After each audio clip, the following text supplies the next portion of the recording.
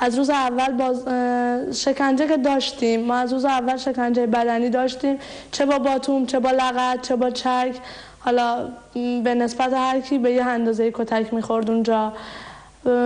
تقریبا یکی دو روزی رو فقط شکنجه بدنی شدیم، یعنی که حالا یا با باتوم ما رو میزدن یا بهمون ناسزا میگفتن و فحاشی بودش که روحمون رو عذاب بدن. میمدن میزدن به در سلول که بیاید بیرون، حکمای اعدامتون رو دادن، باید اعدام شید، رأیتو میخواستی دیگه، بیا برو رأیتو بگیر ببینم موسوی پشتته یا کروبی، کی میتونه ازت حمایت کنه اینجا، برو ببین الان کجایی.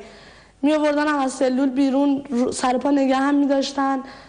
چند دقیقه چند ساعتی نمیدونم، وقتی میگذشت دوباره می بردنم تو، می گفتن که امروز نمیشه، یه روز دیگه. منو داخل یه جایی بردن، دستام بسته بود، چشامم بسته بود، به زور لباس منو در آوردن. هرچی التماس می کردم، هرچی گریه می کردم، هرچی داد زدم، اصلا هیچ فایده ای نداشت. یعنی انگار که نمیشنیدن، نمیدیدن گریه های منو، داد منو، التماس منو. و مورد آزار جنسی قرار گرفتم اونجا. توی اون مدت نمیدونم چقدر بود، ولی انقدر گریه کردم که دیگه واقعا به هوش نبودم، نمیدونستم داره چی میگذره، دیگه چیزی رو یادم نمیومد، به چیزی فکر نمی کردم، فقط گریه میکردم. بعد از اون دوباره بردنم توی سلول، تو سلول بودم تا اینکه دوباره نمیدونم چقدر گذشت، چون زمانی رو من نداشتم. دوباره آوردنم بیرون، دوباره همین کار، دوباره همین مدل.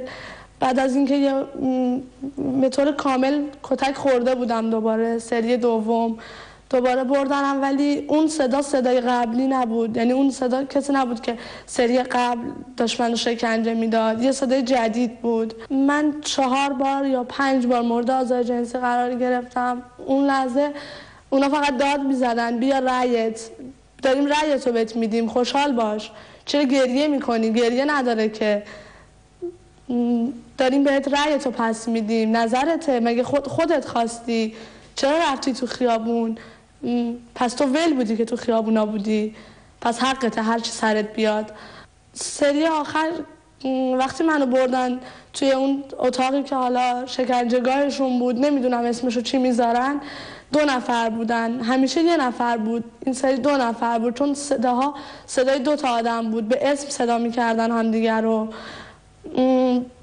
خیلی بعد از اینکه کتک خوردم مجدد لباسم در، ولی دیگه هیچ عکس العملی نداشتم، یعنی هیچ مقاومتی نمی‌کردم در مقابل این قضیه، چیزی نداشتم بگم، چون می‌دونستم حرف زدن من اون خوشحال میشه، بیشتر لذت میبره. بعد برگشت گفتش که به اون مأمور دیگه‌ای که اونجا بود، گفت برو بیرون. گفت نه نمیشه، به اسم صدا کرد که نه نمیشه. گفت نه برو بیرون، تو باید بری بیرون. وقتی که رفت بیرون به هم میگفتش که خب چی میخواستی تو خیابون؟ چرا اومدی تو خیابون؟ تا میخواستم حرف بزنم میگفت خفه شو، حرف نزن، فقط گوش کن. وقتی هم که چیزی نمیگفتم میزد، میگفت چرا حرف نمیزنی؟ حرف بزن. بعد چشم‌بند منو باز کرد. من اون آدم رو دیدم، هیچ وقت چهرهش از جلو، یعنی کابوس شبام چهره اون.